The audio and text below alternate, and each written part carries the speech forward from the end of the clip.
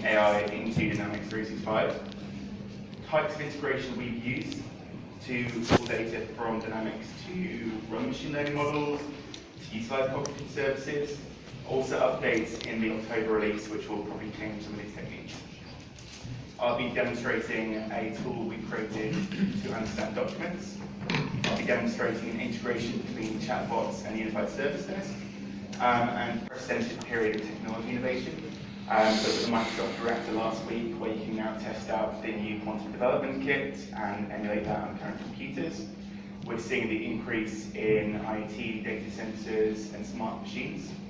We have an increase in the utilization and want from our clients to understand their customers, not just to process transactions, but to understand why people are doing what they're doing. So now is probably just the start of technology change. You see the pace and rate at which things are changing over time. If we go through a history of speech and language, as soon as computers started, AI started, in the golden years, we thought we could solve many of these problems in 10 years. We could understand language, we could understand what people were thinking, but computing power really wasn't sufficient. We've had kind of an AI boom recently with specialized expert systems. Then we had kind of a second winter where expert systems couldn't solve problems. And in the modern age, processing power has increased over time. The birth of AI was really in the early 1940s, and we created things like the Turing test to identify whether or not computers could think and be perceived to be different from people. We had IBM understanding spoken digits all the way back in the 1950s. But it's really only in the last decade or so that computers have actually achieved the promises we originally expected. But science has been around for over 50, 60 years. Microsoft achieved better than human speech recognition parity in 2017, beating the switchboard corpus. It's been able to answer recognitions using their cognitive services on the Stanford question and answer data set, a standardized set for kind of a testing speech and natural language attainment in 2017. And the quality of translation against professional translators was also kind of exceeded in 2017. So whilst many of us are only starting to see the impact of AI in our day-to-day lives in terms of credit scoring, utilization of chatbots for customer service, things have been changing for a very long time, and technology really is there. I'm defining artificial intelligence as systems that can comprehend, sense, act, and learn. So they can sense by perceiving the world around them through the utilization of cameras, cognitive services. They can comprehend, analyze, and understand information. They can take action in the world around them through the use of physical robots, workflow tools, logic apps, functions, and they can learn and improve over time.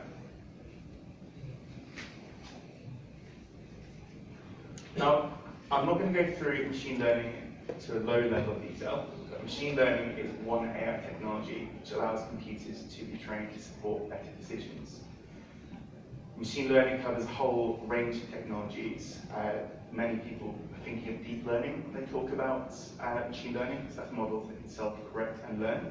Or we also have supervised learning, so models that can learn from examples and pre-tagged sets of data. We have unsupervised learning, which can identify hidden patterns, rightly or wrongly, just like our brains, machine learning might identify patterns that aren't really there. And reinforcement learning, where computers can be trained to learn from trial and error, like positive and negative conditioning in humans. I think the important thing around machine learning, particularly if you're not a data scientist, is the capabilities that machine learning gives you. Machine learning can allow you to classify, so we see this with email filters. Is this email spam, for example? Computers can be used to identify regression. So how should we price this house based on a whole set of other factors? Clustering, so which of these events is similar to other events? And recommendations, we've seen this in Amazon for many, many years. You purchase this, you might like this. So machine learning is using advanced models to analyze large sets of data to train systems to make those decisions and to obtain these particular outcomes. So deep learning models, we have CNTK, TensorFlow, many different frameworks produced by many different companies, Facebook, Google, Microsoft, all of which run on Azure. But at a very high level, we provide an example set of data. We then provide a training set of data, and we test and validate over time to improve the model. Ultimately, what we're trying to do is use AI to improve the user experiences. So AI can interact with people through user interfaces. We can provide information online and I'll show basically map out a conversational dialogue tree, a conversational flow. So for example, if you were interviewing someone, how are you? What do you think profits are going to be like this year? Where do you see the company going? And remembering the questions someone's asked before and tracking what they might want to ask next. It can integrate with Microsoft's other services, like Lewis, for example, which I'll go through shortly, and can integrate with other external services. So in and of itself, it isn't intelligent, but it can provide intelligence, for example, automatically identifying images, figuring out what someone's problem may be, if that outlook isn't correctly working, or allowing them to connect to a human to diagnose the user. The nice thing about this framework is it simplifies the connection to other services. It automatically handles connections to Skype, to Facebook, to email, even to text message. So it's kind of an intermediate layer. Some of the cognitive services which make up the AI suite, which I'll be running through, include vision. These are all the Microsoft APIs. So you have computer vision to understand what's in an image.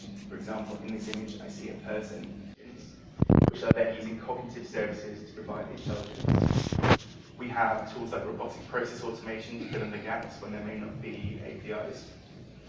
We have data sources and integration, so Azure API management, MuleSoft, integrations with ServiceNow, other applications. And yeah, even though I'm an avid Dynamics fan, Logic App still integrates with Salesforce and all the other applications that clients may use.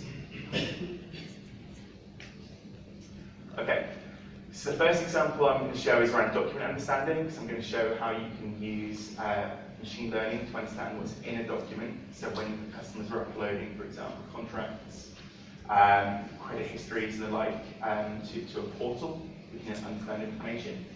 I'm then going to show how we've integrated a chatbot with Unified Service Desk and then machine learning for automated credit scoring. So the first thing we created, a document understanding tool, was to solve a business challenge of a large amount of paper and scanned documents in the business processes which we were automating and working with. This meant that a lot of manual intervention was required by staff to tag up documents, to process them, and tools in the market like Abby, for example, extract keywords that have no real intelligence. There's a lot of monotonous work and there's no real scope of errors. So this is the architecture we produced, which I'll go through kind of step by step. So we created a service internally which we could then use to understand what was within the documents. So we converted PDFs to images, we ingested any kind of form of document people might upload, detected the document type, extracted key information, for example, tabular data, in the context of the contract, who the buyer and seller were, so that in Dynamics we could update the context data, and then we upload that to Dynamics.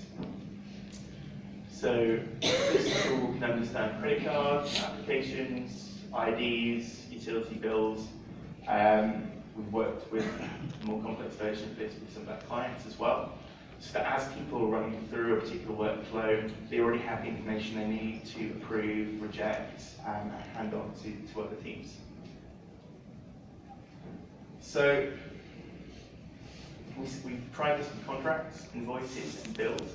What I'm trying to show here, and what I'm trying to show with the first set of slides, is that AI isn't one thing that you can click also the task. They clicked on work case to open that in Dynamics.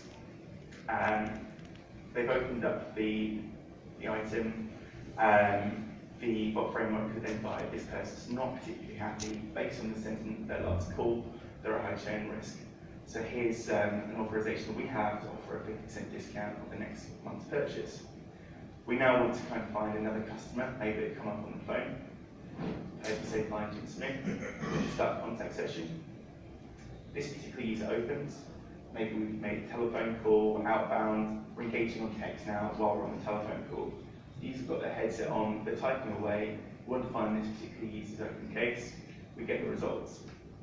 So you can imagine the person on the phone still having a casual conversation, asking how their day's been. We're opening up the case and we identify it's a defective product. So the product returns case, we're identifying this particular scenario, the product return scenario. It's likely that they'll want this particular knowledge base article.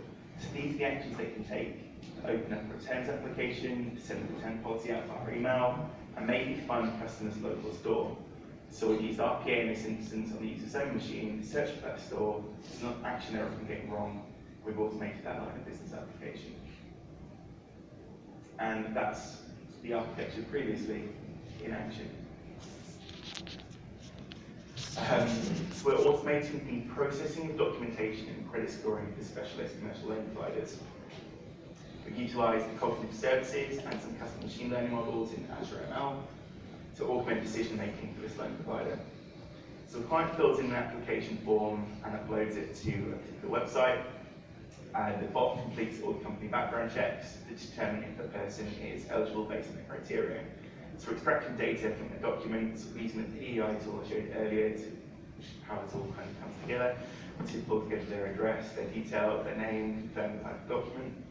We're then also connecting to third-party portals, due diligence checks, checking for economic sanctions and the like. And we're using custom machine learning models where we have kind of what a good customer profile is, what a bad customer profile is, and if the loan is granted, we update the Dynamics record to say this is a positive loan.